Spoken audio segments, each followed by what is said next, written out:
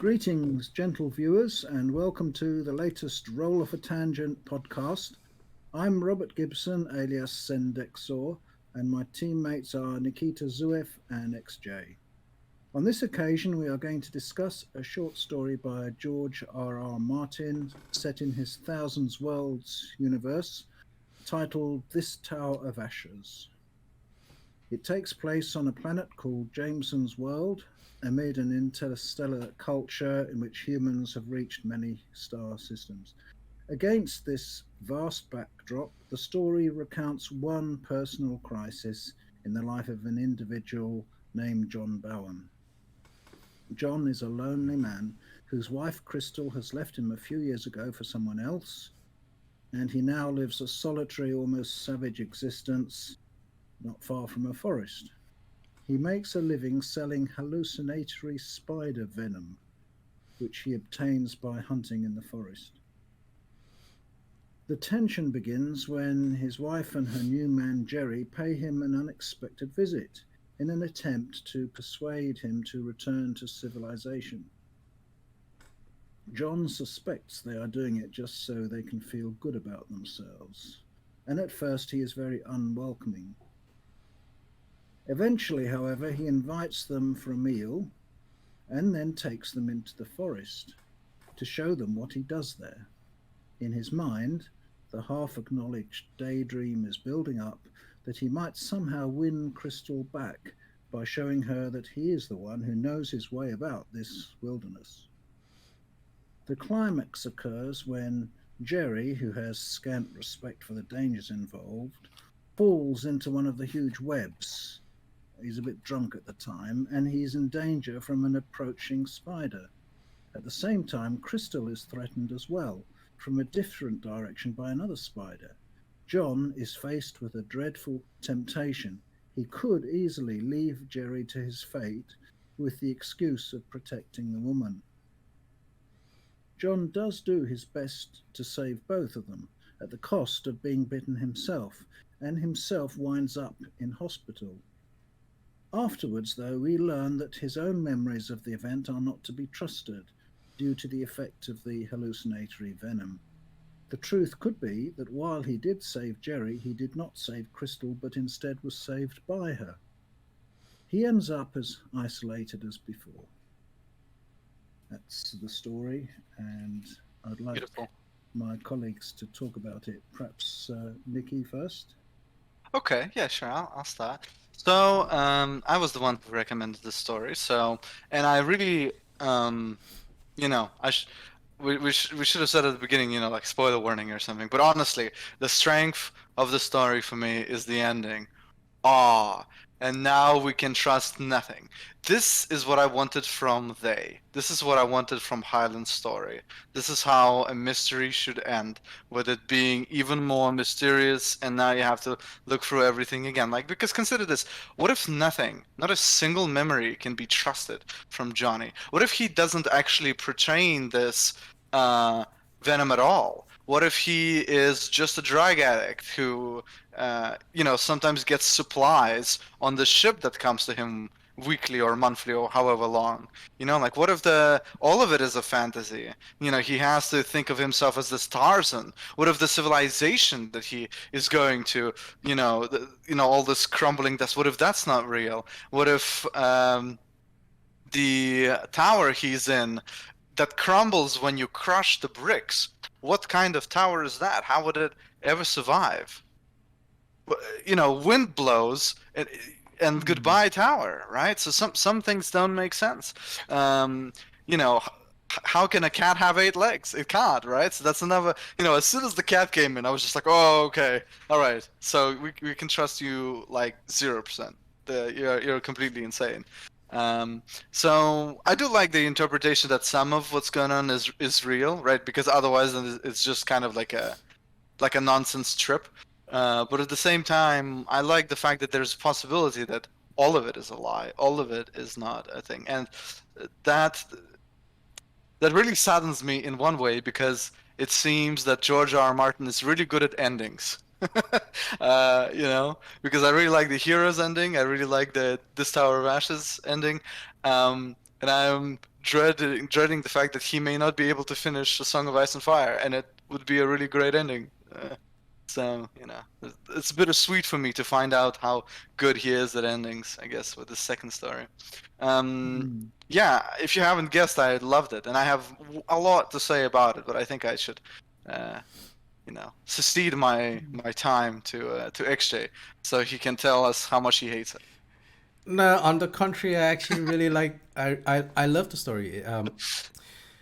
About 80% of it, or hit the right notes. Yeah. I really like the world building, regardless of whether it turned out to be a fantasy in the end.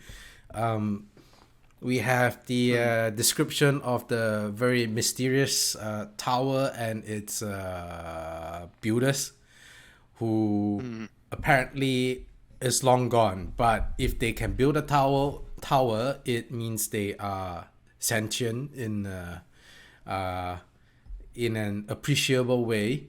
And so the mystery is, where are they now? And of course, where exactly is our protagonist, John, in the first place?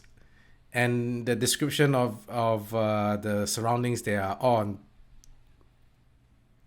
builds up to a point where it really tickles the imagination and makes me want to find out more, because it's the piece of ground the human colony covers is only that little island, Port Jamison, and that's the mainland. They call it the mainland, which is hinted at how dark and mysterious it is. It must have been like Africa might have been back 200 years ago to explorers.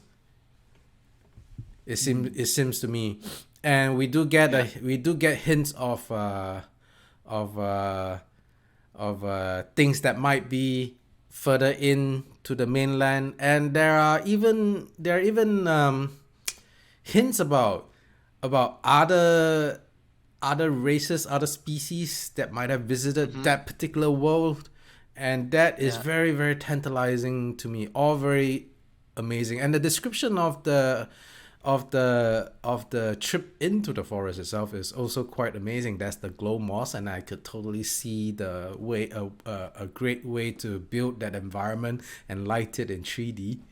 It's quite amazing. And then you have the spider's web. Like the first thing I thought of was probably I was like seeing a lot of similarities to I mean, in my mind's mind, to one of the stages in the game called Ori and the Will of the Wisps or something like that in one of the trailers. That was the first imagery that sprung to mind, but I don't know if probably the two are not connected. But anyway, totally off topic. The personal problems of the main character is I don't really care. Like, whatever, just get me, just whatever, just. Really? So you didn't care about the fact that he was like, you never loved someone and they went for somebody else? Sure. That's life. Get over it, John. Whoa. Okay. I had to get over it, so do you. But that particular part is just very uninteresting by comparison, because the world is just so much more interesting, and I wanted to find out more about the world. Basically, when the the human relationship part came, I was like, man, okay, whatever. Let's skip. Let's get back to sci-fi. Let's get back to sci-fi. Let's end this. Okay. Yeah, that's my take. Okay. 8 over. You didn't ask me for my rating, but I'll give it 8 over 10. 2 being 8 over 10. Yeah. Okay. The 2 being the unnecessary relationship stuff. Okay, so the unnecessary relationship stuff that you're like, ooh, disgusting, I don't want to read it, is actually the reason the story exists. So George, because I'm a freak and I follow him every step of the way. Okay, of his existence. you stalk him. Yeah, Alright. I stalked George R. R. Martin. Yeah, because I think he's just a fantastic writer. I really want to find out like how is he this good. So to steal and become a pseudo copy. I'll be called Nikita R. Zuev. Right. So the beauty of the story comes from the fact that it's written from the heart. George R. R. Martin, when he was writing this recently, was in exactly the same situation, where a loved one of his left for his friend, another author, if I'm not mistaken, Lisa Tuttle, and he was experiencing this pain at the time of writing, and the time and the like almost everything in this work, as at least if you believe George R. R. Martin himself and his analytic people who analyze him, is everything is basically a metaphor for like a relationship that can't last, and things that are sort of like crumbling away, tower made of ash, like that you take a brick and it crushes, so relationships can't last, they'll disappear with time, and so on and so forth, and civilizations that no longer exist, again, like there used to be myriad of towers, myriad of buildings and stuff, but now they're all gone. Just like relationships will one day be nothing but ash, right? That's what George. It's very clear. It's very clear that it's based on the real relationship. It's very real, as opposed to everything else in the story, which is why it's not that interesting to me. I'm sorry to say. It's like yeah. I mean, that's just it made me really sad. Huh? Honestly, if I may say, it made me really sad that like reading about this, because I've been in situations like this. In fact, I've been kind of in literally a situation like I wasn't like John, who went, like I had no choice to go to a tower somewhere on on a different continent, but I probably would if I could. So I really felt this pain that he was experiencing, and I think when sometimes because there's no real resolution in the story, and I really want to hear what Robert has to say about the story, but let me just make this point. Sometimes there isn't a resolution to a terrible pain of yours, and people seek fiction, and sometimes they get to experience short stories where somebody also doesn't get to have a resolution. Actually, there is a resolution, and it's also a very real one, but I think I'll stop talking. I'll just let I'll cycle back to it. But there is a resolution. Okay. Yeah, I'll cycle well, to me, back. the reason. Okay. There's a perceived resolution, but I think the point of the story is we can't trust the narrator. So the solution he presents isn't an action. That's what I'm trying to say. That he has to move on and live on with his life, and he is kind of dreaming up a resolution. Sometimes people have to sort of like live in a dream of a resolution rather than have an actual one. And in this story, it's because of a drug that we can't trust him on how it was resolved. But sometimes you talk to somebody and they tell you about a story of how terrible something went, how the relationship went, and they're not a reliable narrator. And they're not a reliable narrator because they want to lie or that they're on drugs, but it's just sometimes it's easier to create a resolution in your mind and then you start believing it yourself and then it becomes the truth.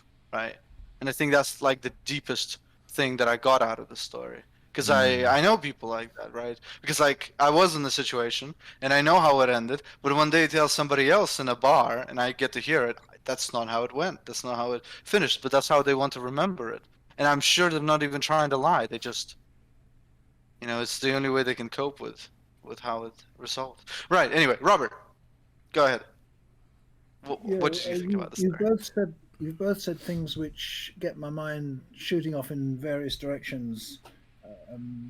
I thought that the human story was fitting with the science fictional world building aspect.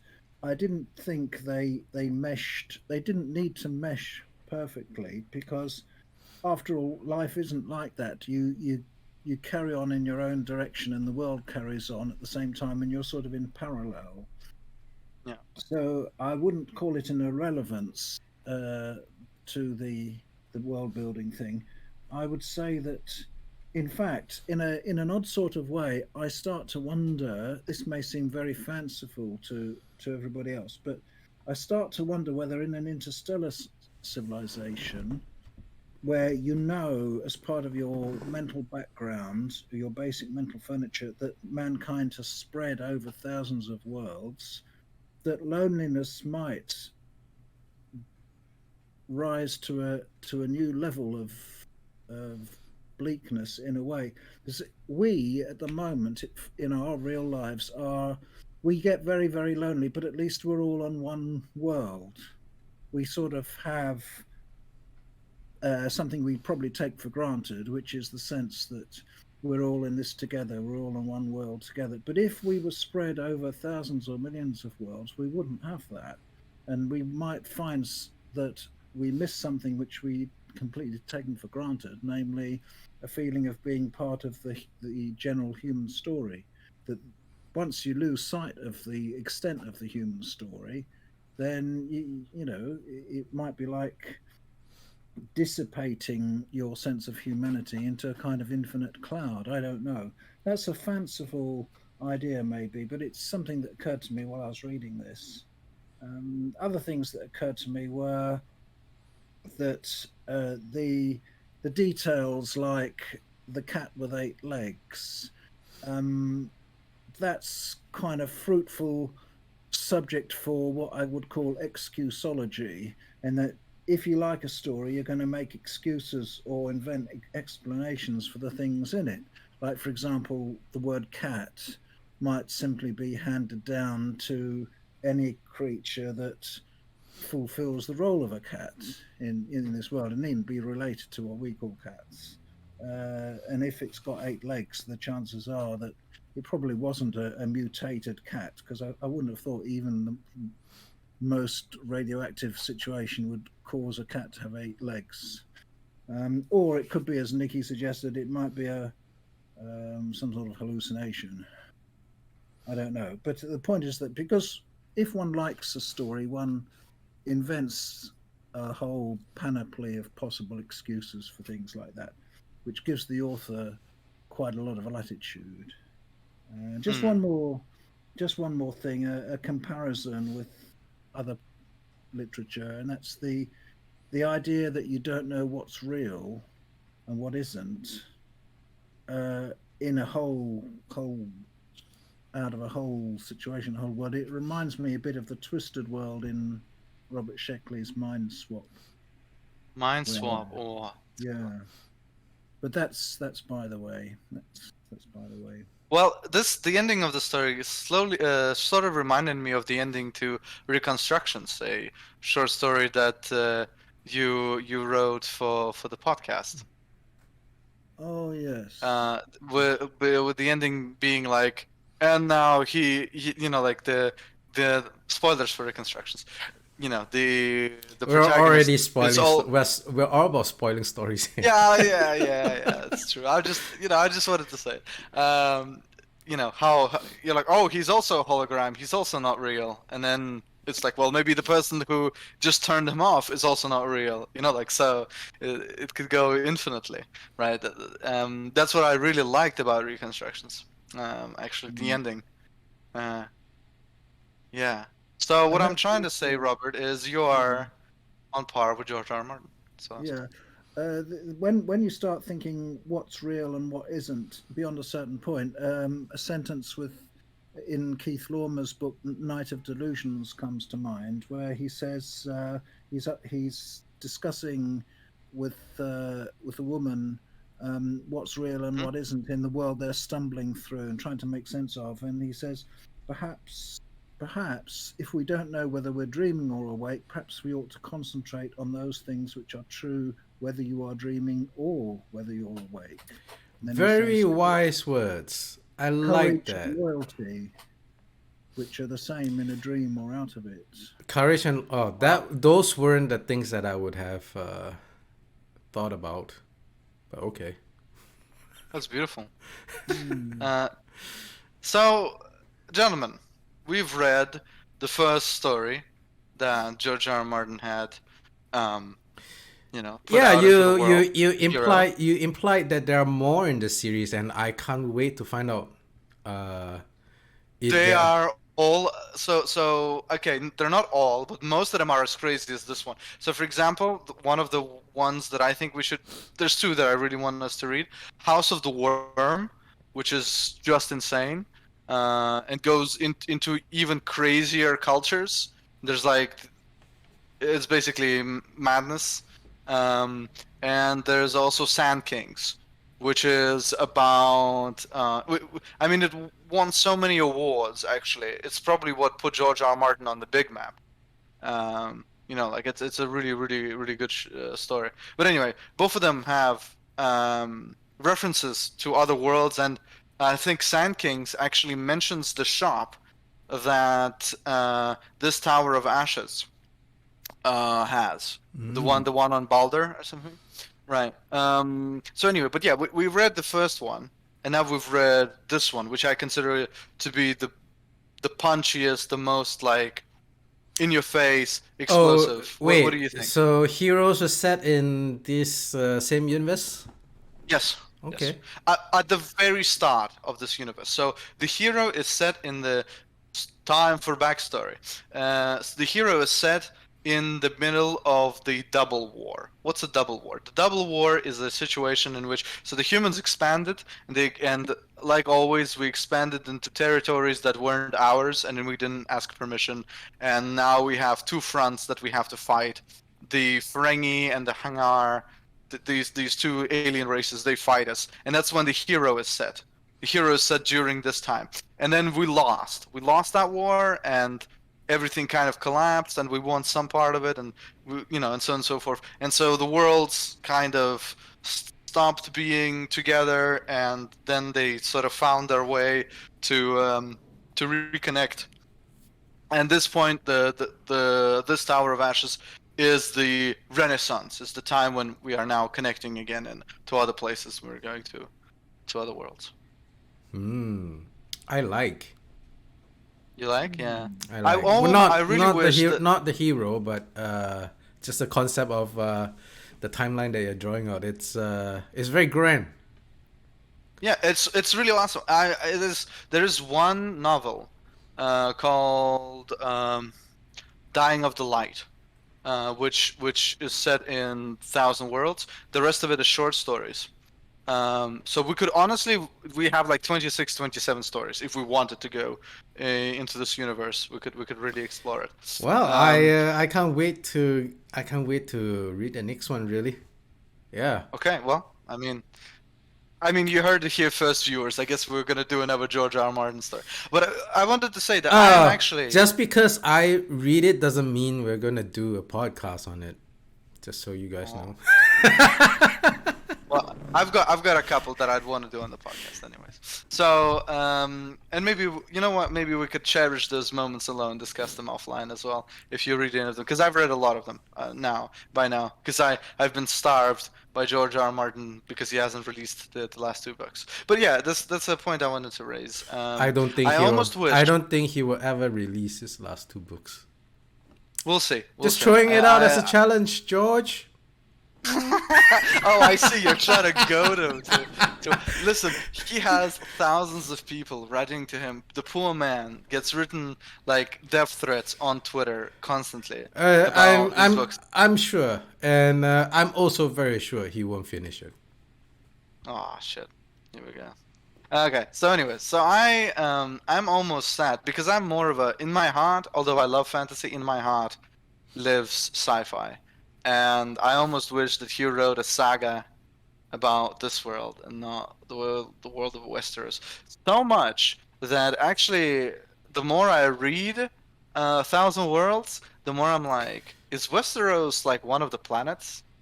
Because there's a lot of similarities. Like there's a lot of plot point similarities. Like there's like Children of the Forest type of creatures, for example, in some of the stories. And 7 Times Never Kill Man, I think, is the name of it. But anyway, I really think that he was a sci-fi author who who kind of stumbled into fantasy. His Well, fantasy is really good. Don't get me wrong. I think I touched on it in when we were talking about heroes, and that is a lot of science fiction authors at that time transitioned to fantasy because science fiction became very difficult to write as time goes by because there's less and less mystery in space. The decline of science fiction basically corresponded with how much more we know about the real world. Space. Yeah, because you can track it like in Clark Ashton Smith's time. It's the Wild West out there. Anything can happen, and so you have Venus with all those crazy plants, Mars completely populated. You could probably take an afternoon stroll and then end up on Mars, which quite literally happened in CSS's Lewis Out of the Silent Planet. And the universe at that time was a lot more crowded, a lot closer, and everything else. And then as time went by, we learned more about the universe and how dreary, desolate, and just barren and just completely indifferent it is to humans. And then science fiction started to become more like that. And then when the 90s, after the space program, there was a sort of a bit of a renaissance because now all of a sudden it seems just because it's very far apart and very dreary doesn't mean we can't reach them. And so then you get that generation of science fiction which is a little bit like Star Wars, and then after that it becomes apparent that we will never reach all these other stars, and that's when science fiction began to die as a genre. You reckon? I'm not so sure because the sort of Jack Vance, Guy and Reach kind of science fiction, which is set tens of thousands of years in the future, where people have settled loads and loads of worlds, it's really immune to fads of discovery or non-discovery, because it's so far ahead, and yet people are still recognizably the same people they are now, because the availability of spaceflight and the relaxation of controls means that there's no longer the pressure to innovate. People can just relax and live their disorganized lives. And I love living my disorganized life. Yeah, there isn't much progress. Of course you would, Nikki. So would I. Robert. Sorry, Robert. Why don't you finish what you were about to say? Exactly. Yeah. Well, I said most of it. Just say that in Jack, say for example, the Cadwell Chronicles by Jack Vance, which explores a lot of environmental issues on a world that's been set aside as a nature reserve, and the idea is to limit the population, and as time goes on, the people on that world get fed up with the limitations, and there's all sorts of fascinating political struggles there, but it's not a kind of super technological novel. You feel that the people there are sort of ordinary folk, which we could get along with, and I think it will always be possible to write science fiction like that, sufficiently far in the future, but also with a relaxation of controls and lack of motivation for technological progress. So they never get too far away from what we are. So you come from an age of science fiction where it was all bright and beautiful, where the future was the hope, and the golden age has just begun, and we are explorers, and we are victors, and we're winners, and so on and so forth. How do you feel about this type of science fiction, the one we have just read, the dreary noir, black and white, everything is sort of is demolished, and we're kind of trying, but we're kind of failing, and everything seems meaningless. Like, how do you feel about?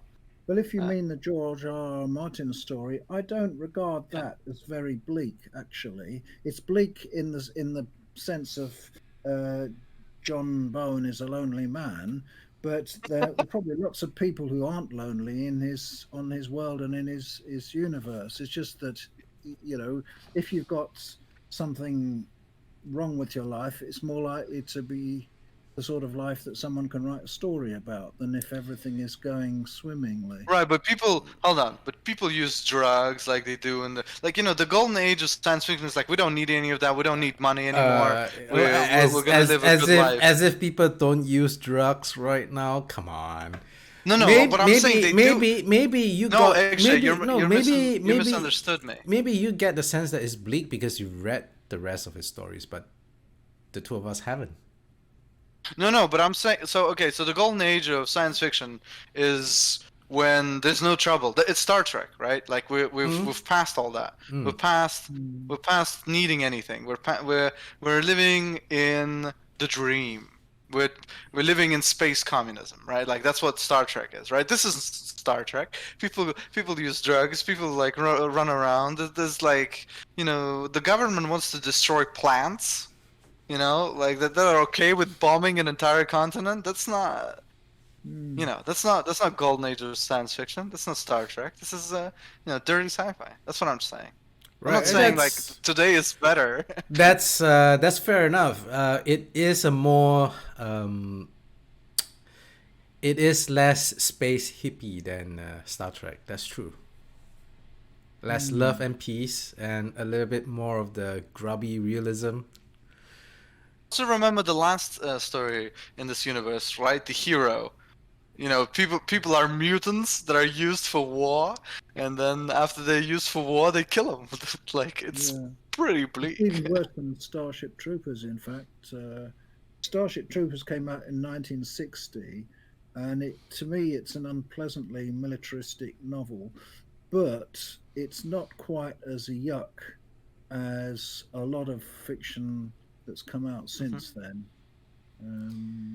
Yeah, and I guess what I was saying was there was a trend where science fiction was very optimistic, exactly as Nikki pointed out. It peaked at Star Trek with the space hippie stuff, space communism, whatever. And then after that, the stories just get more and more sad, dirty. Let's put it that way. More and more realism starts to seep into those stories, and then it became very grungy, very seedy, very bad taste. Sure. Oh, come on. I actually really like some of the grungy universes. So Firefly, for all those of you nerds out there, if you know the series, that universe is very grungy. It's very, very dirty. Oh yeah. But the grunginess of the world is a huge contrast to the very tight-knit cast in Firefly in that starship itself. So it makes like a very big contrast between the world outside and the safe little, well, not really safe, but you could see it like a family unit in the ship. And if Rob, you have not, if you hadn't seen Firefly, if you have the time, I would recommend it. What is it? A film or it's a TV show. It's a TV show. It's got like 13 episodes. Yeah, Firefly. You don't like TV shows? That's fair enough. Well, there's another TV show that I will recommend you, so you don't have to watch it, Robert. It's called Battlestar Galactica. Oh, that is a very good boy. one. You just went on a binge on it recently, haven't Yeah, you? I haven't finished it all, so don't give me spoilers. I'm like at the beginning of season 2, and then my world turned upside down, so I Snape haven't come killed back to it. Dumbledore. No, Avada Kedavra. Okay, so um, spoilers for Battlestar Galactica. The TV show literally starts with, yeah, so there was this war with AI intelligence, um, and we almost lost it, but then we drew a stalemate with the robots and the Cylons, and we told them, all right, let's have peace. And now we haven't seen them for like 70 years. They've been hiding on this planet. And then the first 2 episodes of the TV show is the AI intelligence destroyed the universe. They just kill everyone. They literally like just split atom from atom when it comes to anything to do with humans. And one ship with a small colony of like civilian ships, one military ship called Battlestar Galactica survives. And that's it. That's all we have for humanity. And there's a beautiful moment where there's this politician, and she is the Ministry of Education. She is 39th in line to become the president of the human, like of the human colonies, and she gets a message, and it says, congratulations, Madam President. You are now leading the colonies. And you think, the head of education has just been told, everyone in parliament is dead. You're like the last person expected to become president. Now it's you. What are you gonna do? It's awesome. It's really, like, honestly, fantastical stories. And all of them are built on personal, interactions between each other, right? Because there's not so many humans left anymore. Anyway, this Tower of Ashes. What? We need to return to the story. Wait, what? What's that? What's that? You know how I knew that I couldn't trust this guy anymore? So he somehow had an elaborate chalice that had all these weird spider motifs and obsidian purple looking stuff. And to me, that means 2 things. Either this is a ritualistic thing for him and he's a drug addict, right? So he has like this really, because the only people I know who have really, specific stuff where they have symbology on it, in order to partake in that thing, like our, guys who smoke marijuana all the time, or he is not actually in a situation where this goblet exists. So either he's a liar, or he is, he is unreliable, right? Mm-hmm. So that's where the puzzle kind of came together for me. It wasn't the 8-legged cat. It wasn't the inconsistencies with the tower. It was that detail, because I really think that George R. R. Martin is that what's it called? So is that in love with details, right? So I don't think he would put some, like, there's no reason why he would describe this chalice so vividly at the end of the story, right before we are also given other reveals that this guy is seeing 8-legged cats and stuff like that, right? So I really think that that's a clue. Yeah. It's like the bit in Mind Swap where the narrator starts to wonder if he's still in the twisted world after all, and then he says, then he thinks, no, everything's normal. He looked up at the familiar green sky and thought, no, everything is normal, Yeah, exactly that, Robert. You are on the money. The turn of phrase. I mean, yeah, go on next. I would need more evidence. Proof. to more details. Let's put it that way. Not evidence, because this isn't an investigation or anything like that. But more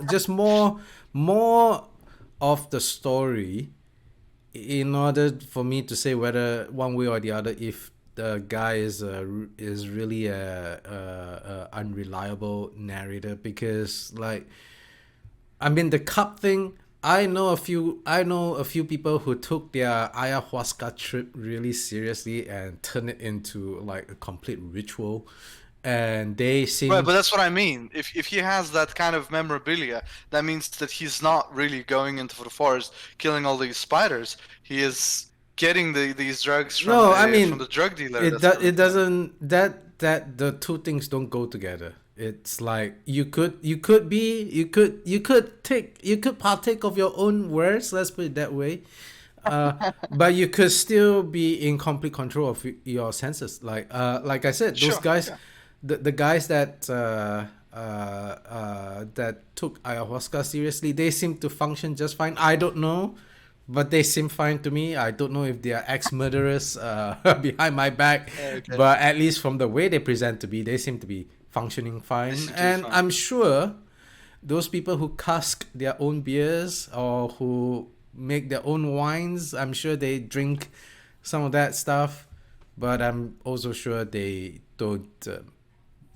Most of them At the beginning, probably sorry are not that I drunkards. interrupted you. Yeah. At the beginning of the tale, this Mhm. is another clue for me. The protagonist specifically talks about how this guy who keeps coming back to me. I'm sorry, I can't remember his name. He is a seller of dreams, right? And then he also talks about how people live in these dreams and how reality slips away from them, and how reality stops being what it is, and it just stops being their dream, and they just sort of go in and out of consciousness, and their mind deteriorates, right? So that's specifically given to us as information as to what happens when you drink this or consume, however, this dream spider venom, right? So to me, it's like, why are we given this information at the beginning, if not to come to conclusions at the end, right? So that we have the entire story to consider that from the beginning, right? That's kind of like, let's put it this way. That's a technique I myself would use as an author in order to present the end narrative. The other aspect of the story that I really think bears analyzation is what you mentioned, actually, and that is whether or not it's real. It doesn't really matter. I hope it is real. Like, I hope that this whole section where he's going through the world is real, because it's a really interesting. Like, there's several really interesting points that are raised. So, Jamies, which is the name of the people who live on Jamison's world, are really capitalistic, colonial, gun-ho individuals who don't really care about what's going to happen to this world, what's going to happen to its future, what the past pertains. And Johnny, he's not really for preserving this world. He is for showing his knowledge to Crystal, because he knows that she cares about all this artifact stuff. That's why they came to Jamison's world, right? But still, he acts as this guardian, as this defender of, like, but look at this blue moss, look at its beauty. And then Jerry's like, yeah, man. Gary's like, yeah, man, it's beautiful, but it would Okay. like Okay. kill We have a all of our very corpse. important question to answer right now. Yes. Is it Jerry or is it Gary? Ah, Gerry. shit. Jerry? Gerry, thought short for Gerald. Oh, I thought it was Gary. I thought it was Gary too. Well, there we go. Gary is Gary. It's a different name. All right. Well, Okay. Mystery solved. We will secede to Robert, because he's an actual native speaker of the language. Anyway, Crystal's new boyfriend. That's how I'm choosing to name him now. Crystal's new boyfriend. CNB.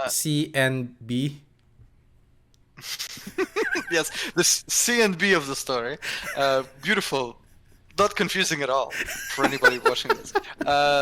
He's like, yeah, this moss is beautiful and all, but it would kill all our crops. And that's exactly when I was like, aha. So this isn't just a tale of expansionism is bad and nature is good. you have a proper argument as to why you would never want this moss anywhere near you, and you, as a farmer especially, wouldn't care if it just disappeared. It destroys crops. It's a parasite. If you let it run rampant, it will destroy you and destroy your world. Huh. So now we're actually having a conversation. Now there's actually points here. And at that point, the story had me. I had no idea that the ending would be so awesome as well. But that was the point for me where I was hooked, because I knew that now there's something to talk about. So, and that's kind of beautiful. I really like stories that, even though fundamentally I think we can all agree that like destroying nature is not fantastic, right? But it's not like there isn't points to sometimes it being viable or like even needed, like with the blue moss. Like if the blue moss will kill all your crops, are you really gonna let it like be on your islands? Probably not. So basically, what you're saying is that the destruction that the colonists are embarking on is not gratuitous. Yes, because well, okay, I don't know if it is or not, right? It's just that at least CNB brings up a good point about the situation. I don't know if it's a made up point, right? But actually, we know it's not a made up point, because Crystal, who is for artifacts, for old civilizations, for plants, she says he's right, to our protagonist. So clearly, he's not like taking this fact out of his ass. It's actually like a real thing, right? So that's interesting. It adds layers to the story, and the same with the civilization. Well, I guess it probably makes it less one-sided than Avatar is, I suppose. For sure. Which That's why I hate Avatar, by the way. Oh, great! You would be happy to know that the sequel is coming out soon.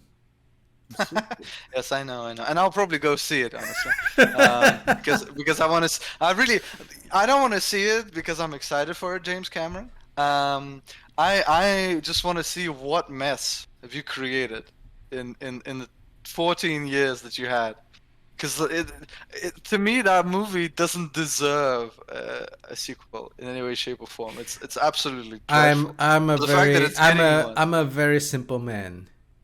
There's robots and there's monsters. I'm in. Yeah. Well, you didn't like Two Kinds of Fool, which was basically what you just said. Two Kinds of Fool. What's that story? Put it out of my mind. Exactly. See, that's Avatar. That's Avatar for me. I still like Two Kinds of Fool, by the way. If you're watching this, Mr. McNeil, I'm sorry. No, now I remember what it is. I didn't dislike the story.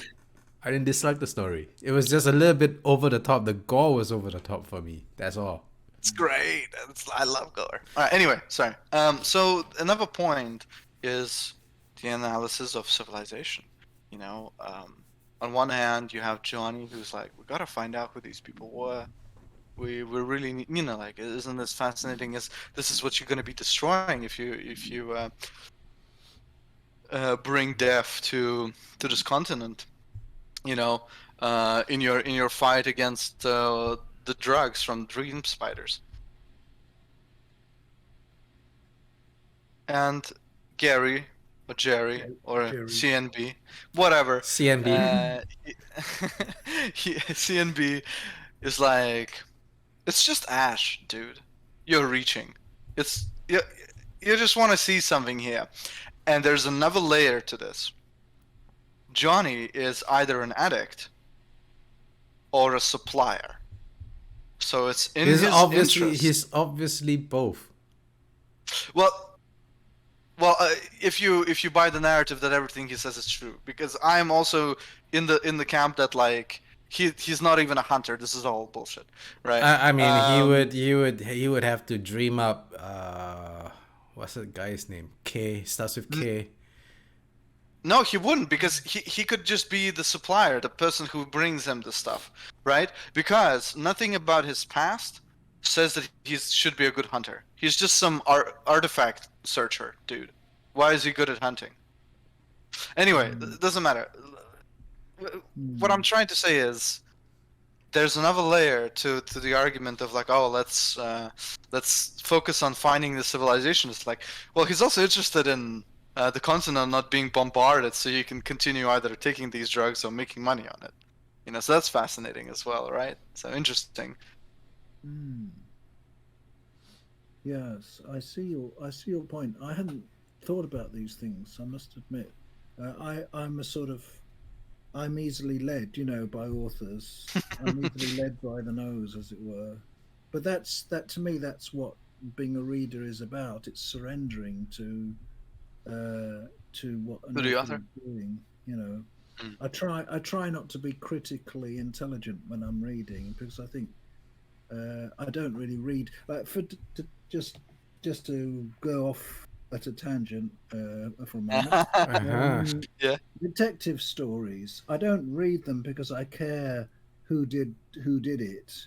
I read them for the atmosphere, and also because in reading a detective story, it's a good way of learning a lot about the culture in which it is set, the practical. But you were going to say how to get away with murder.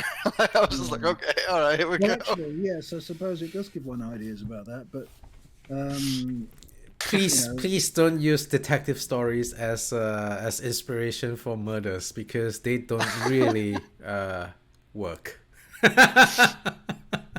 Are you speaking from personal experience? You were like, yeah. What are you talking about? Of course not.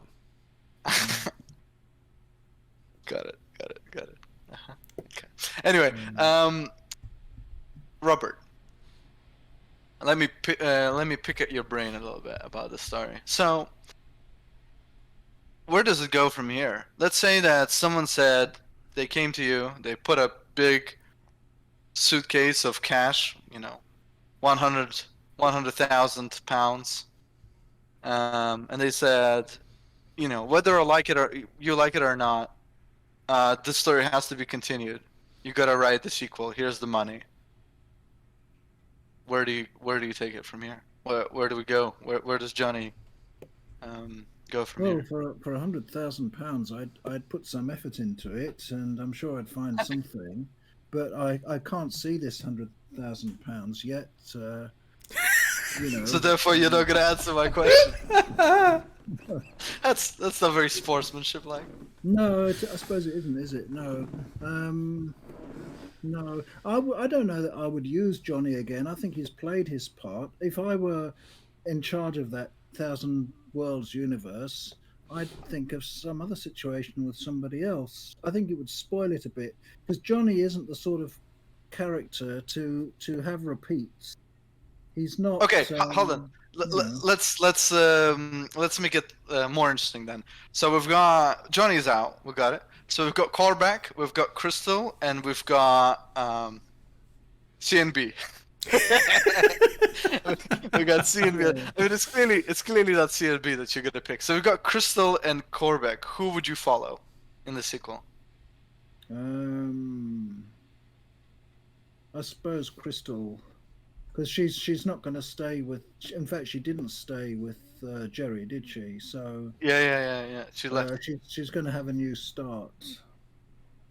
So that's quite promising. Okay. And where's she going in your new start? I think she went back to Earth, didn't she?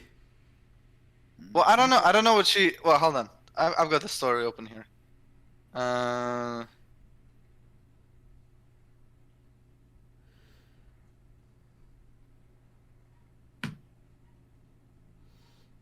No, it just says she left Jamison's world. It doesn't say where she went. Sorry.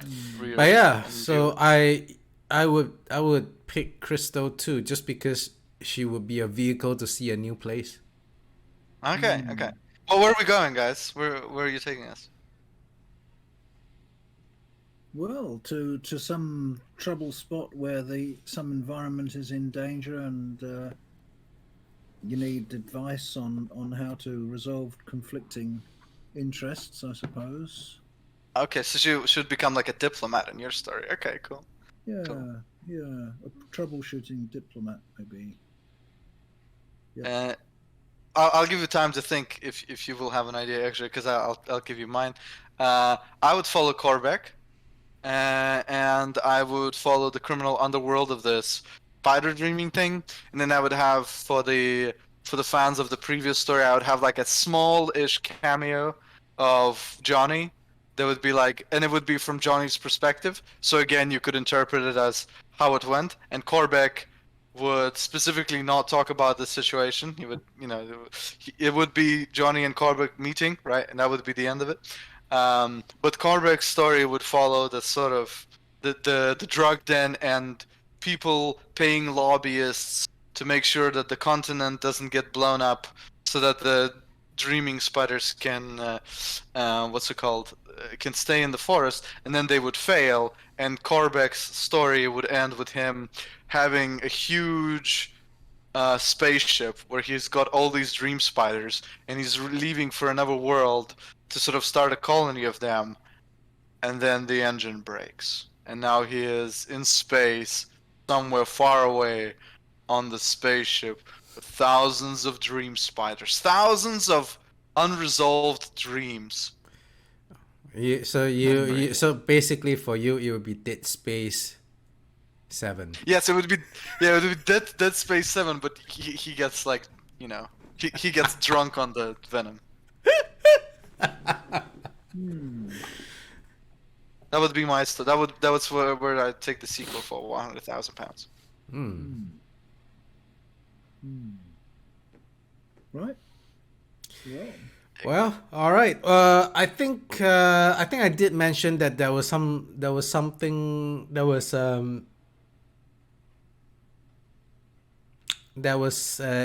ending of sorts, a conclusion of sorts for our boy John with regards to his relationship, and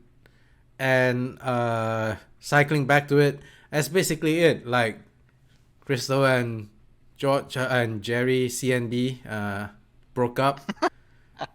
And they went their separate ways, and then he's like, okay, whatever, I'm still here and I'm doing my drugs. That's Coping, yeah. That's usually what happens, man. You see from a distance the drama, and then okay, doesn't bother me that much anymore, and you move on. Yeah, you gotta move on. You gotta. That's get basically over it. Yeah. All right. All right. Any last words? We're coming up to an hour. Well, okay. Before we have our last words, all right. So I didn't tell my co-stars, co-hosts about this before we said it doing the podcast. But this is the 30th. This is the 30th episode, and because I like anniversaries, I'm that sort of guy. Any of you who wish can write down a prompt of a paragraph or a couple of sentences for a short story that I will personally write. Will be probably 500 or 200,000 words to celebrate the fact that we are now on 30 episodes. So if you have any ideas, put them down in the comments and torture me. And Mickey's not talking about us. He's talking about you, the viewer. Yeah. I'm talking to you. I'm pointing at the camera. If you're just listening to this, totally. I'm talking to you guys. You put comments down. I'll however many comments there are, I'll roll a die or put it into a random thing, and then it will get selected. And then make it as difficult as you can. Yeah. Okay. Yeah. Right. Make it about I don't know what's super alien to me. A woman going for childbirth, like just really destroy me. No. Obviously, you guys need to start the prompt with economic espionage. Well, that would be my nightmare, actually. I think that's it. There you go. That's and probably if it's good enough, we may even review the story. So my final thoughts on this Tower of Ashes is, we'll have to review it actually. I think because you guys are doing something fun and we should reward you. with my suffering. So this Tower of Ashes is a 9.9 out of 10. Oh. Joking, it's a 10.10 out of 10. Is brilliant. I have literally, I usually go on like, oh, this is how I would change this, or this is how I would change that. Today I focused on writing a sequel to this story because there's nothing wrong with it. It's amazing. It's fantastical. Literally, I don't have anything wrong with it. I can't find anything wrong with it, so I have to give it 10. Yeah, and you, Rob? I agree. There's nothing wrong with it. I wouldn't give it 10 out of 10, but not because there's anything wrong with it, simply because there are some stories I like even better, that's all. But it's a pretty good story, and it's a great relief to read something that's got no sickening, dreary vulgarity in it, and no yuck in it, and it's actually interesting. That actually, one wants to find out what happens, and one has some sympathy with the characters. So yeah, I would give it 8.83, I think.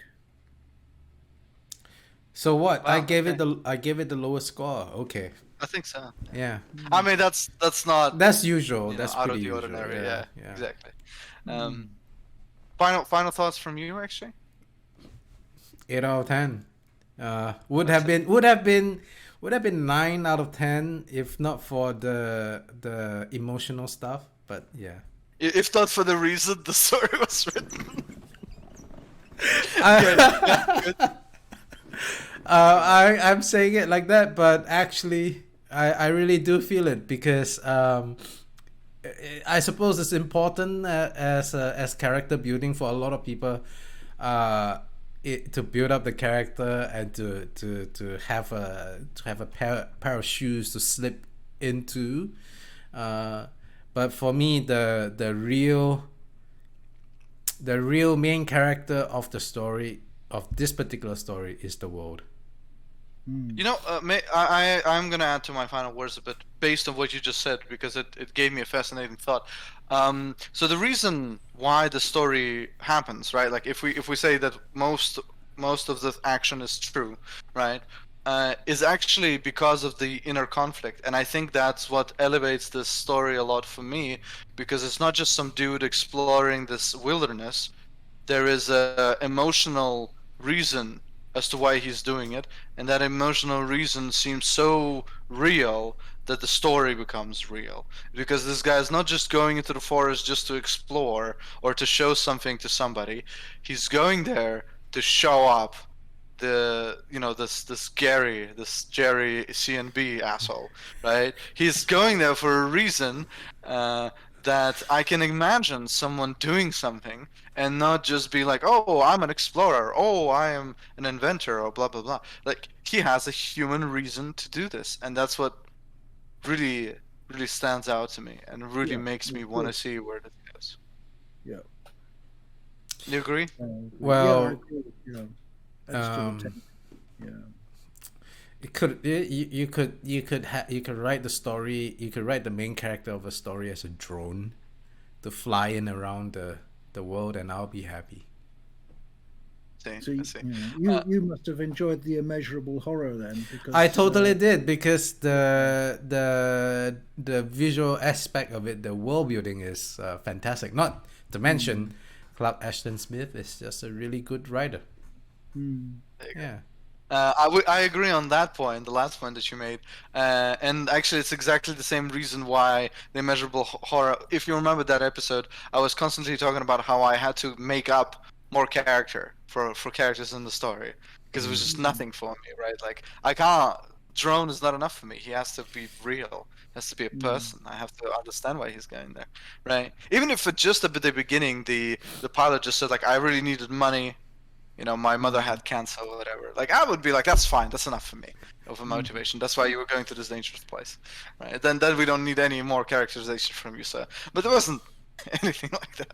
So no, anyway. you can put it in yourself, can't you? When the story gets good enough, Yeah. Robert, if you have to put it in yourself, all right, that's clearly a failing on someone's part, and it's not the reader. Well, I mean, the immeasurable horror was just right for me. No messy, no messy characterization getting in the way. No, If it's somebody like bring brought... your own bottle party. You see, it's these kind of stories. Oh, You whatever, bring Robert. your No, own that's what. motivation. I disagree with this metaphor. I think it's more like you go to a restaurant, you order a salad, and then, you eat it, and they're like, "Hey, how do you like it?" It's like, well, it's not, I'm not tasting any salt. There's no salt in it. Like, can you bring some salt from home to put it on your salad in this restaurant? I'm like, oh, all right. I guess I could have. I didn't think. Do you not have salt here? Like, no, we don't have salt here. What are you, stupid? Like, you should have brought it from home. Totally, you should have brought it from home. I'm the stupid. Yeah, I'm the ridiculous. Person with expectations. Yeah. No, I mean, if I wanted a salted salad, I would have ordered a salted salad for me. All right, you know what? This is I don't part of the podcast. I don't even know what we're talking about now. So anyway, great story. I would love to read more about the Thousand Worlds, and that's about as high a compliment as I can give. If I want to read more of it, then yes, it's interesting enough to me. Yep. Thumbs up. Yeah. Yep. Thumbs up. All right. Thank you so much for your attention, guys. If you like the podcast, subscribe and do whatever it is that people usually do. And until the next time, take care. Take care.